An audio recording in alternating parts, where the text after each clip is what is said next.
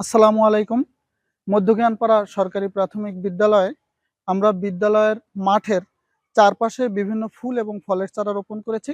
প্রধান শিক্ষকের সহযোগিতায় আমার উদ্যোগে আমরা এই ফুলের গাছগুলো লাগিয়েছি। এখানে প্রত্যেকটা ফুল গাছে অসাধারণ সুন্দর কিছু ফুল ফুটেছে।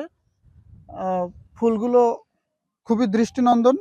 আর এর পাশে এগুলো হচ্ছে কাঁঠাল গাছ, পাশাপাশি কিছু রয়েছে আম গাছ।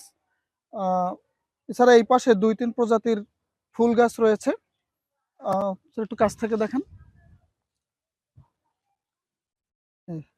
প্রত্যেকটি ফুল গাছে অসংখ্য ফুল ফুটেছে,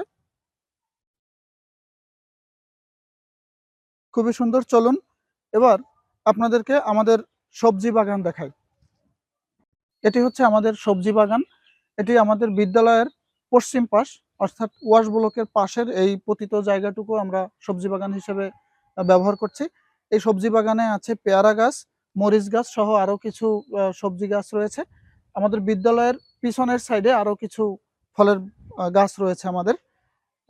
আর বিদ্যালয়ের পূর্ব পাশে আমলকি সহ বেশ কিছু ঔষধি গাছের চারাও আমরা রোপণ করেছি। ধন্যবাদ সবাইকে।